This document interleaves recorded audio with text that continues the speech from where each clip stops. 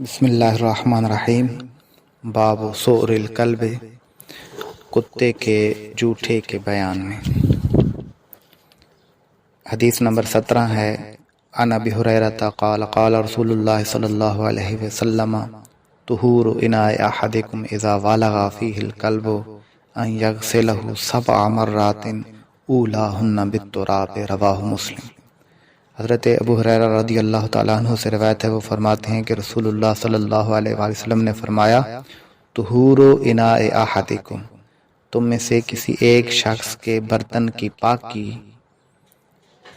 یہ ہے کہ اذا والغ فیہ الکلب، جب منہ ڈالا ہو اس برتن میں کتے نے، وہ پاکی کیا ہے؟ ان یغسلہ 7 مرات، کہ وہ اس برتن کو دھوئے 7 مرتبہ، اولاہن بالتراب، پہلی دفعہ مٹی کے ساتھ۔ رواہ مسلم، اس کو امام مسلم نے روایت کیا۔ وعن عبد اللہ بن المغفل رضی اللہ عنہ قال امر رسول اللہ صلی اللہ علیہ وسلم بقتل الکلاب ثم قال ما بالهم وبال الکلاب ثم رخص فی کلب الصید وکلب الغنم وقال اذا والغ الکلب فی الاناء فاغسلوه 7 مرات وعفروه الثامنة بالتراب۔ حضرت عبداللہ بن مغفل رضی اللہ تعالیٰ عنہ سے روایت ہے، وہ فرماتے ہیں کہ رسول اللہ صلی اللہ علیہ وآلہ وسلم نے حکم دیا کتوں کو قتل کرنے کا، پھر فرمایا کہ کتے ان کا کیا بگاڑتے ہیں، پھر شکاری اور بکریوں کی حفاظت کرنے والے کتوں کو رکھنے کی اجازت عطا فرمائی، اور فرمایا جب کتا برتن میں منہ ڈالے تو اسے 7 مرتبہ دھوو اور 8ویں مرتبہ اسے مٹی سے مانجھو، مٹی سے صاف کرو۔ اس حدیث کو امام مسلم نے روایت کیا۔ آج ہم انہی 2 احادیث پر گفتگو کریں گے۔ سب سے پہلا جو ٹاپک ہے ان 2 حدیثوں کے تحت، وہ کہ کتے کے جھوٹے برتن کا حکم کیا ہے۔ ان روایات کی بنا پر ائمہ ثلاثہ کتے کے منہ ڈالے ہوئے برتن کو 7 مرتبہ دھونے کو واجب قرار دیتے ہیں۔ پھر امام شافعی رحمۃ اللہ علیہ 7 میں سے 1 مرتبہ مٹی کے ساتھ دھونے کو بھی لازم قرار دیتے ہیں، جبکہ امام احمد بن حنبل رحمہ اللہ 8ویں مرتبہ مٹی کے ساتھ دھونا لازم قرار دیتے ہیں، جبکہ احناف کے نزدیک 7 مرتبہ اور مٹی کے ساتھ دھونا مستحب ہے، 3 مرتبہ دھو لیا تو بھی کافی ہے۔ احناف ائمہ ثلاثہ کی مستدل روایت حدیث نمبر 17 کے مختلف جوابات دیتے ہیں، یعنی جو ائمہ ثلاثہ ہیں ان کی وہ جو جن روایات سے دلیل پکڑتے ہیں، اور احناف جو ان کے جواب دیتے ہیں، یہاں پر ہم ائمہ ثلاثہ کو جواب دیں گے جو احناف کی طرف سے دیے جاتے ہیں، اور پھر احناف کے جو دلائل ہیں وہ اگلے سبق میں انشاءاللہ بیان ہوں گے۔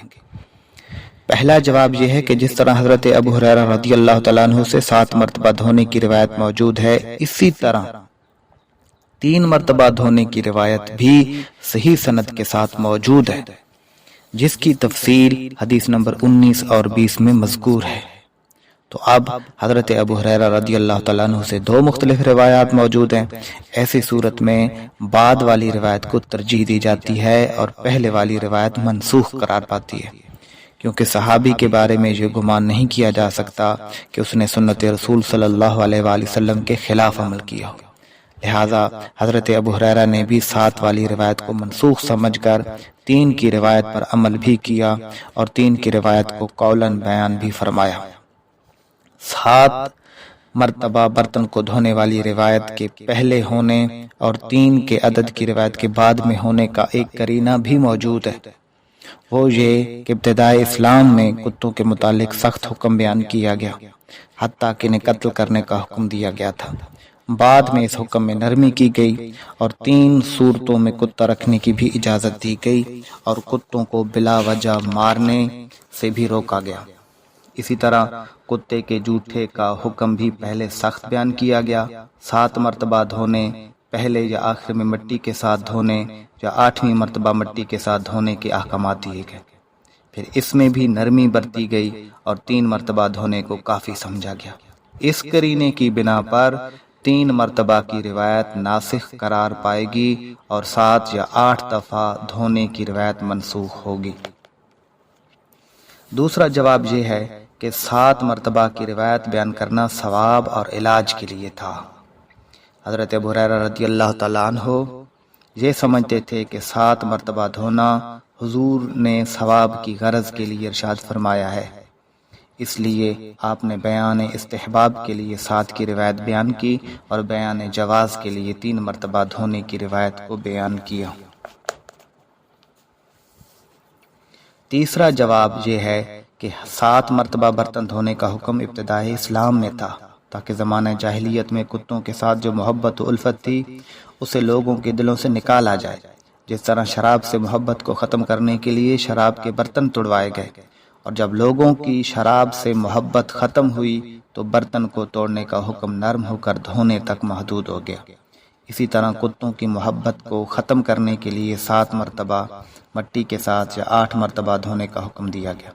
جب الفت میں کمی آ گئی تو احکامات میں نرمی لائی گئی، مٹی اور 7 یا 8 بار دھونے کو صرف 3 بار دھونے تک محدود کیا گیا۔ چوتھا جواب یہ ہے کہ اگر 7 بار دھونے کی روایت کو منسوخ نہ سمجھا گیا تو پھر حضرت عبداللہ بن مغفل رضی اللہ تعالیٰ عنہ جو حدیث نمبر 18 کی روایت پر عمل کرنا زیادہ بہتر ہے، کیونکہ اس روایت میں 7 مرتبہ دھونے اور 8ویں مرتبہ مٹی سے مانجنے کا حکم ہے، اور الزائد اولا من الناقص، یعنی زائد ناقص سے اولا ہے، یعنی زیادہ عدد کی روایت کم عدد کی روایت سے زیادہ بہتر ہے، تو 7 کی بجائے 8 والی روایت کو اختیار کرنا چاہیے، اسی میں احتیاط بھی زیادہ ہے۔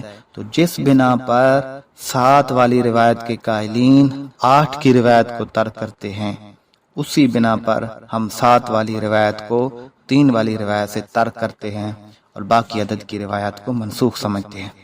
یہ تمام جوابات علامہ طحاوی نے شرح معانی الآثار میں نخب الافکار سے بذل المجہود سے خلاصتاً بیان کیے گئے ہیں۔ 5واں جواب یہ ہے کہ حضرت ابو ہریرہ رضی اللہ تعالیٰ عنہ سے مروی اس باب میں روایات کے عدد میں اضطراب ہے۔ مبحوثہ روایت میں 7 مرات اولاہن بالتراب کے الفاظ ہیں، جبکہ احراقہ وغسلہ 3 مرات فاغسلوہ 7 مرار السابع بالتراب 7 مرات اولاہن او اخراہن بالتراب جیسے الفاظ بھی مروی ہیں، اور سب میں فرق واضح ہے۔ یعنی ان الفاظ کا مفہوم یہ بنتا ہے کہ احادیث میں مختلف قسم کے الفاظ آئے ہیں۔ 7 مرتبہ دھونے اور پہلی مرتبہ مٹی کے ساتھ کے الفاظ ہیں، پانی کو انڈیلنے اور 3 مرتبہ دھونے کے بھی الفاظ ہیں، 7 مرتبہ دھونے اور 7ویں مرتبہ مٹی کے ساتھ دھونے کے بھی احادیث میں الفاظ ہیں، 7 مرتبہ دھونے پہلی یا آخری مرتبہ مٹی کے ساتھ دھونے کے بھی الفاظ ہیں۔ ان سب میں فرق واضح ہے، تو کسی طرح بھی 7 کے عدد کو لازم قرار دینا درست نہیں، کیونکہ حضرت ابو ہریرہ رضی اللہ تعالیٰ عنہ سے ہی 3 کی روایت، پہلی مرتبہ مٹی سے دھونے کی یا آخری مرتبہ مٹی سے دھونے کی روایات بھی ہیں، تو 7 کے عدد کو لے لینا اور باقی مٹی کے پہلے یا آخر کے الفاظ اور 3 کے عدد کو چھوڑ دینا قرین قیاس نہیں۔ اب ان حدیث سے ہم دوسرے ٹاپک کی طرف آتے ہیں۔ گھروں میں کتے رکھنے کا شرعی حکم کیا ہے؟ صرف 2 وجوہات جائز شکار کے لیے اور حفاظت کے لیے، چاہے بکریوں کی ہو، کھیتوں کی یا گھروں کی ہو، کتا رکھنا جائز ہے۔ ان 2 صورتوں شکار اور حفاظت کے علاوہ کتا رکھنا جائز نہیں ہے۔ نبی کریم صلی اللہ علیہ وسلم نے فرمایا، من اتخذ کلبا الا کلب زرع او غنم او صید ینقص من اجرہ کل یوم قیراط، صحیح مسلم میں۔ جس شخص نے کھیت یا بکریوں کی حفاظت یا شکار کے علاوہ کتا رکھا، قیامت کے دن اس کے اجر سے 1 کی رات کم کیا جائے گا۔ دوسری حدیث میں ہے، حضور صلی اللہ علیہ وآلہ وسلم نے فرمایا، من اقتنا یا من اقتنا کلبا الا کلب صید او ماشیت نقص من اجرہ کل یوم قیراتان، جس نے شکار یا جانوروں کی حفاظت کے علاوہ کتا رکھا، اس کے اجر میں ہر دن 2 قیرات کی کمی ہوتی رہے گی یا کمی کی جائے گی۔ مسلم شریف کی ان دونوں حدیثوں سے ثابت ہوا کہ مذکورہ 2 صورتوں کے علاوہ کتے رکھنے کو حضور صلی اللہ علیہ وآلہ وسلم نے ناپسند فرمایا اور ثواب میں کمی کا باعث قرار دیا۔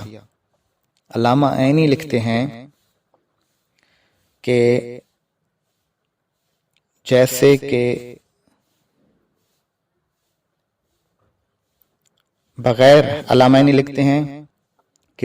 ضرورت کے کتا رکھنے کی حرمت کا فائدہ درج بالا حدیثوں سے حاصل ہوتا ہے، جیسے کہ کوئی کتے کی صورت کو پسند کرتا ہو یا کتے کے ساتھ فخر محسوس کرتا ہو تو یہ بغیر اختلاف کے حرام ہے، اور رہا حاجت کے لیے جیسے شکار اور کھیتی و بکریوں کی حفاظت کے لیے تو یہ بغیر اختلاف کے جائز ہے، اور راستوں اور گھروں کی حفاظت بھی اسی معنی میں ہوگی۔